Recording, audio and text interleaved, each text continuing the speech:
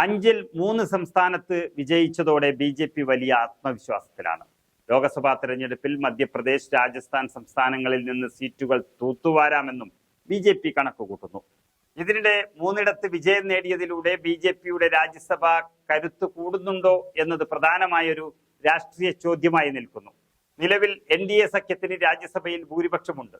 ഇപ്പോൾ നേടിയ വിജയങ്ങൾ ബി.ജെ.പിയെയും എൻ.ഡി.എയും കൂടുതൽ ശക്തിപ്പെടുത്തിയിട്ടുണ്ടോ എന്നതാണ് പ്രധാന ചോദ്യം.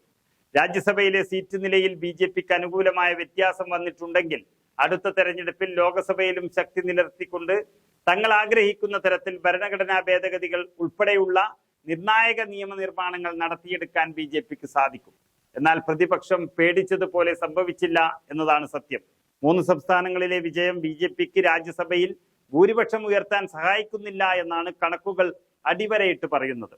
ലോക്സഭയിൽ വലിയ ഭൂരിപക്ഷമുണ്ടെങ്കിലും നിയമസഭകളിൽ ബഹുഭൂരിപക്ഷവും കയ്യിലാണെങ്കിലും എൻ.ഡി.എക്ക് ഇപ്പോഴും രാജ്യസഭയിൽ മതിയായ സീറ്റുകളില്ല എന്നതാണ് യാഥാർത്ഥ്യം.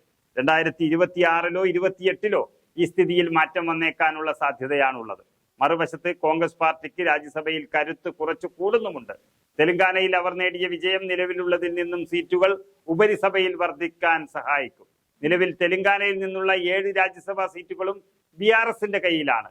ആ സാഹചര്യങ്ങൾ മാറുന്നതിനനുസരിച്ച് തെലങ്കാനയിൽ നിന്ന് രാജ്യസഭയിലേക്ക് കൂടുതൽ സീറ്റുകൾ നേടാൻ കോൺഗ്രസ് പാർട്ടിക്ക് സാധിക്കും.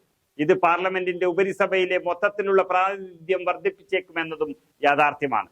മധ്യപ്രദേശിൽ 11 രാജ്യസഭാ സീറ്റുകളാണുള്ളത്. രാജസ്ഥാൻ, തെലങ്കാന, ഛത്തീസ്ഗഡ് എന്നിവിടങ്ങളിൽ യഥാക്രമം 10, 7, 5 സീറ്റുകളും ഉണ്ട്. മധ്യപ്രദേശിൽ ബി.ജെ.പിക്ക് നിലവിൽ 8 സീറ്റുകളാണ് കയ്യിലുള്ളത്, 3 കോൺഗ്രസിനൊപ്പവും. രാജസ്ഥാനിൽ കോൺഗ്രസിന് 6-ഉം ബി.ജെ.പിക്ക് 4-ഉം, ഛത്തീസ്ഗഡിൽ കോൺഗ്രസിന് 4-ഉം ബി.ജെ.പിക്ക് 1 സീറ്റുമാണ് ഉള്ളത്. അതുകൊണ്ട് 2026-ലും 28-ലും ബി.ജെ.പിക്ക് ഏറ്റവും കൂടുതൽ നേട്ടം ലഭിക്കുന്നത് രാജസ്ഥാൻ, ഛത്തീസ്ഗഡ് എന്നിവിടങ്ങളിൽ നിന്നായിരിക്കും. 245 സീറ്റുകളുള്ള രാജ്യസഭയിൽ 6 ഒഴിവുകളാണുള്ളത്. രാജ്യസഭയുടെ നിലവിലെ അംഗബലം 239 ആണ്. 94 എം.പിമാരുള്ള ബി.ജെ.പിയാണ് ഏറ്റവും വലിയ ഒറ്റകക്ഷി. രണ്ടാമതുള്ള കോൺഗ്രസിന് 30 എം.പിമാരുണ്ട്. തൃണമൂൽ കോൺഗ്രസിന് 13 പേരും ആം ആദ്മി പാർട്ടിക്കും ഡി.എം.കെയ്ക്കും 10 പേരും രാജ്യസഭയിൽ എം.പിമാരായിട്ടുണ്ട്.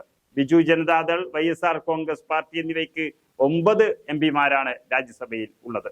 ബി.ആർ.എസിന് രാജ്യസഭയിൽ 7 എം.പിമാരുള്ളപ്പോൾ രാഷ്ട്രീയ ജനതാദളിന് 6 പേരും, ജനതാദൾ യുണൈറ്റഡിനും CPM-നും 5 പേരും, CPI-ക്ക് 2 എം.പിമാരും രാജ്യസഭയിൽ ഉണ്ട്.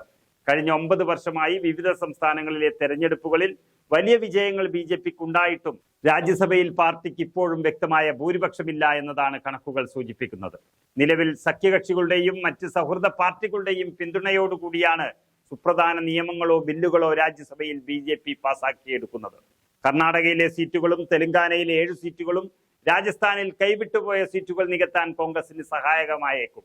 നിലവിലെ രാജ്യസഭാ അംഗങ്ങളുടെ വിരമിക്കലും നിയമസഭാ തെരഞ്ഞെടുപ്പ് ഫലങ്ങളും അടുത്ത ലോക്സഭയുടെ കാലത്ത് ഉപരിസഭയിൽ ബി.ജെ.പിക്ക് നിർണായക പങ്ക് നൽകിയേക്കുമെന്നും പറയാൻ സാധിക്കും.